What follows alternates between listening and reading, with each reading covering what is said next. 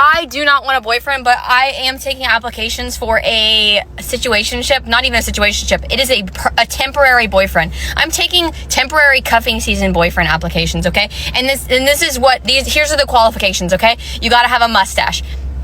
Maybe a burst fade, maybe a mullet. Not really a mullet because that's like, but a burst fade mullet. You know what I'm talking about? Like a clean cut mullet. That's what I want, okay? With a mustache, okay? Preferably a heavy, thick Southern accent. Okay. Body type, preferably not abs, preferably not stick thin, preferably like 180 to 200 pounds. Okay. And you gotta have nice eyes. They can be brown, blue. Okay. But here are the things that I need you to do with me from now until spring break. Okay, and this is what these are the requirements. Okay, so let me know before you sign up. Okay, you got to go to Boo Lights with me. You got to go to Zoo Lights, Pumpkin Patch. Okay, Thanksgiving, Christmas parties. Okay, you got to be committed to the bit. We did not meet on TikTok. Okay, we met at the fucking HEB. We met at HEB and you saw me walking out in the aisle and you were like, God damn, gotta have that bitch, okay? You gotta make up the best story of your entire life. So if you want to be my temporary cuffing season boo, DM me the best way that you think that you would introduce me to someone and how you met me. Man, the way she listed those requirements sounded less like dating and more like ordering a custom-built demand package, then wondering why relationships feel cheap now. It's wild hearing someone treat companionship like a seasonal subscription, then act surprised when the men she wants don't take her seriously past Valentine's Day. She doesn't want a boyfriend, just a storyline for the holidays. Then spring arrives and she's confused why every guy she crafted dipped instantly. Because when I walked in, it was packed. And what do you think I saw? What do you think I saw? What did you see? Exactly what I thought I was going to see. What? 80 women sitting alone.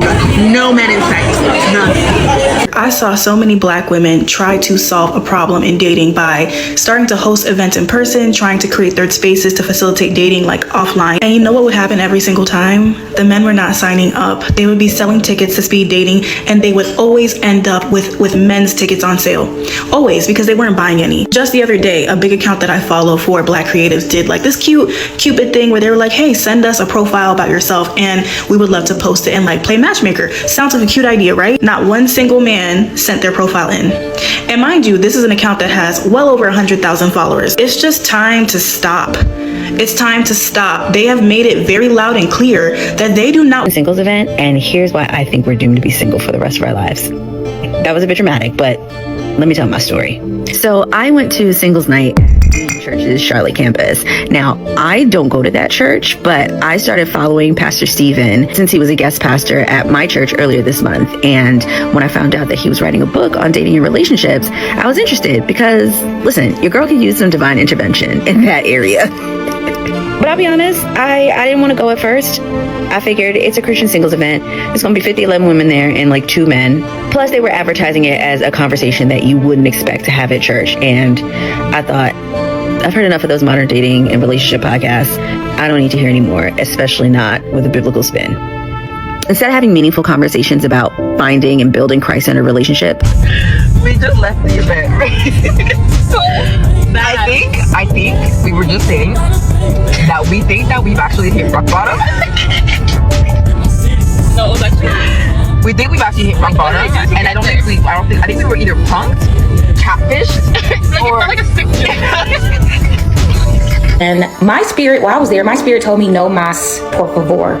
I am not going to no more of these, okay? That rhymed, period. I'm not going to anymore, and here's why. So that singles event was cool because they actually had a mix and mingle session at the end where they put us in a very cool atmosphere for people to talk and meet with each other. Although there was like 3 men there and 300 women, I loved the fact that they did that. I thought that was really cool. But my thing is, you go to one single event, you go to them all. They got the same message, and I'm gonna tell y'all what they be saying so that you can know ahead of time. If you feel like you're called to go, go. If you feel like the Lord is telling you to go, go. If you've never been, go. If you want to mix and mingle with other single people, go. But let me tell you, this is gonna be the singles conference starter pack. I'm gonna tell you what you're gonna get, okay? I'm gonna get hate for this, but whatever. I approached a black man this week at like a dating event, and he was not interested in me. And that by itself is like not a great story, right? I tried to shoot my shot. He was not interested. I moved on. But immediately after I walked away from this man, he went up to a group of 5 white women and he introduced himself to all of them. And then I kind of observed out like the corner of my eye for the rest of the evening, this man was only going up and talking to different white women. Later that night, another very attractive black man came in, the exact same thing, only talked to the white women that were in the room. There were maybe 6 or 7 black women throughout. And I could tell, I would look over at the black women occasionally, they would be looking, we would all be observing the same thing. We're all thinking the same thing, right? And as someone who has reviewed a bunch of different like dating events, I have seen this play out so many times where you walk into a room, the black women are looking for other black men and the black men are not looking for black women. Unless the host of the event is like a black person or a person of color. And as much as I say that I am going to start dating outside my race, my mind, whenever I walk into like You walk into a singles event these days, and it looks less like a chance to meet someone and more like a gathering women attend out of pure hope. Meanwhile, the men are somewhere else entirely. Not bothered, not curious, not invested. Just gone, like they quietly tapped out years earlier.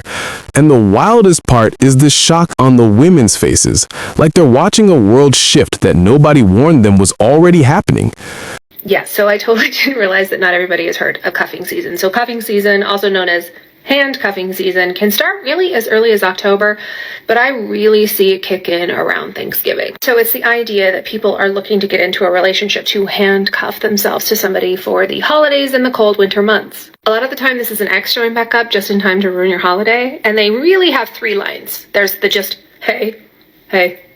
There's the remember me, and there's the hey stranger. Those are the 3 I always get. Cuffing season isn't just about exes though. When I was on dating apps, I always saw like a big surge in people wanting to get into relationships around this time of year. Cuffing season really lasts from like November to February. It may or may not include Valentine's Day. I've seen some break up before Valentine's Day so they don't have to give a gift, and then I've also seen them last through Valentine's Day so they have someone on Valentine's Day. But come spring, the cuffing relationship is gonna end. It's warmer weather and the start of hoeing season. Every year these women talk about cuffing season like it's guaranteed, then get shocked when men treat their time like something you have to actually earn now. It's wild watching them act like dating is a recruiting drive. But the problem is, men stopped signing up the moment they realized the contract was seasonal. You can hear the panic in their voices, like they're finally realizing cuffing season only works when the men they ignored all year still care enough to show up. Hello, Internet. So I could use your help because right now I am in the peak of my cuffing season schedule for 2022. As you can see, I am currently drafting right now. It's coming to the end of it, and tryouts are coming up, and my drafting has not been going so well. Me and the team, we've relocated to Orange County, so I am trying to fill up an entirely new roster, which is why I'm asking for some help. I swear every year around this time, the weather drops a little and suddenly everybody remembers they don't want to fall asleep alone again. But this year feels different, because the videos I'm seeing are full of women wondering why the men who used to chase them suddenly disappeared completely. You can hear the frustration in their voices, like they're shocked men aren't lining up for seasonal affection the same way they used to without hesitation. And honestly, I get why they're confused, because cuffing season always used to feel like a temporary truce between loneliness and convenience for everyone involved. But now, men are moving like the whole recruiting process expired, and they aren't interested in trying anymore simply because the calendar turned November. One woman said, "Where are the men this year?" And the silence after that question felt louder than anything else she could have added afterward. Because the truth is, the men she's talking about didn't disappear. They just finally stepped out of situations that always felt one-sided and emotionally expensive. A lot of women are mad because they're used to men auditioning for roles that never led anywhere meaningful, especially when winter made affection feel temporarily affordable. But this time, men are choosing peace over effort, choosing solitude over chaos, choosing self-respect over seasonal companionship that leaves them empty by spring. And it's wild to watch, because the same women who said they didn't need men all summer are suddenly asking why nobody wants to hold them now. You can almost feel the irony hanging in the air, like the universe is whispering reminders about choices that seemed empowering months ago, but feel lonely today. Cuffing season always used to reward short-term desire, but now men are realizing temporary affection can still leave permanent emotional bruises nobody apologizes for later. They're tired of becoming emotional heaters women turn on in the winter and unplug again once the sun comes back and options return. And that shift is throwing a lot of women off because they never imagined men could collectively decide to stop participating in a game they once dominated.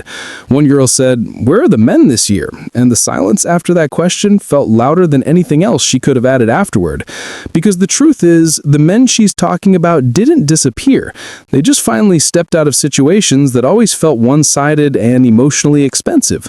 A lot of women are mad because they're used to men auditioning for roles that never led anywhere meaningful, especially when winter made affection feel temporarily affordable.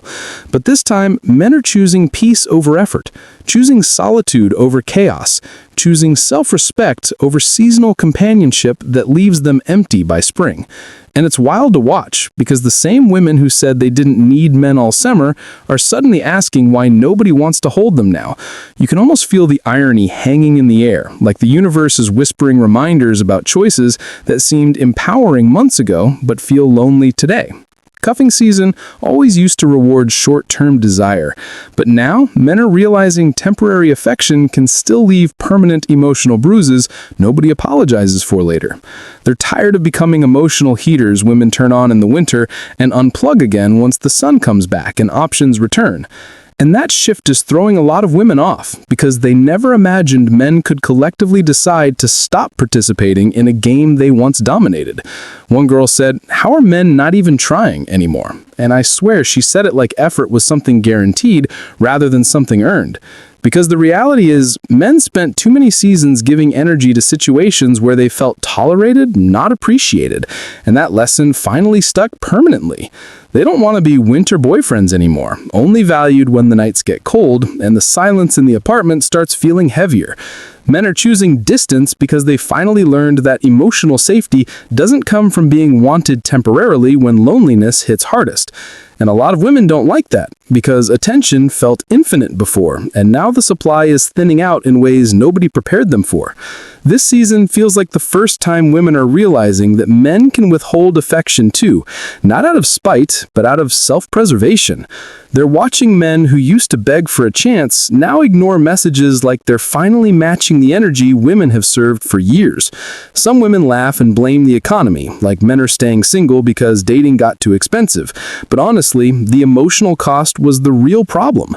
When a man has to audition for affection like he's interviewing for a job he's not guaranteed to keep, eventually he stops showing up completely.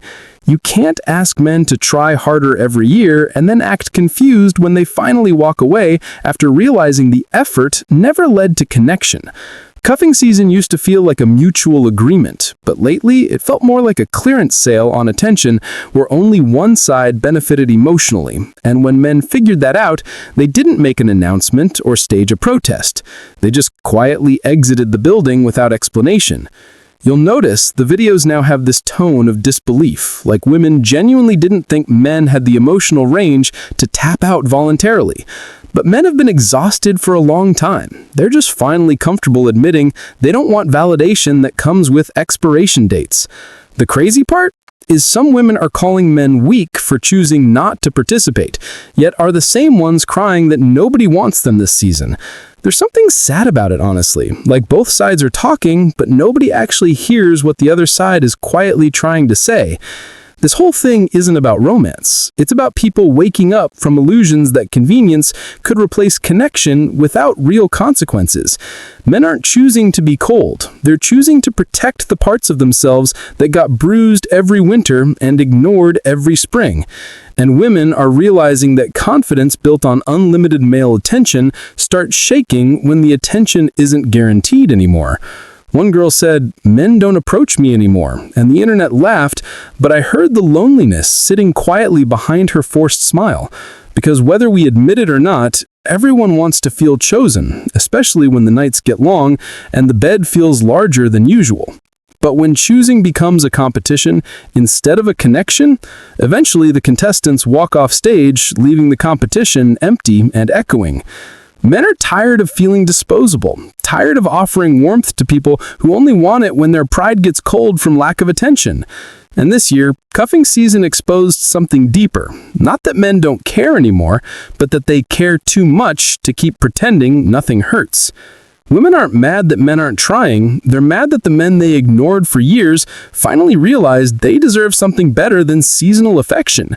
There's a difference between wanting company and wanting commitment, and this season forced a lot of people to confront which one they actually cared about. Men aren't chasing, not because they've given up on love, but because they've given up on love that only matters when loneliness becomes overwhelming. And women, for the first time in a long time, are realizing that men have emotional boundaries too, even if those boundaries don't trend on TikTok. Cuffing season didn't die. It just stopped feeling romantic once people recognized how transactional it became behind all the cozy blankets and cute hashtags.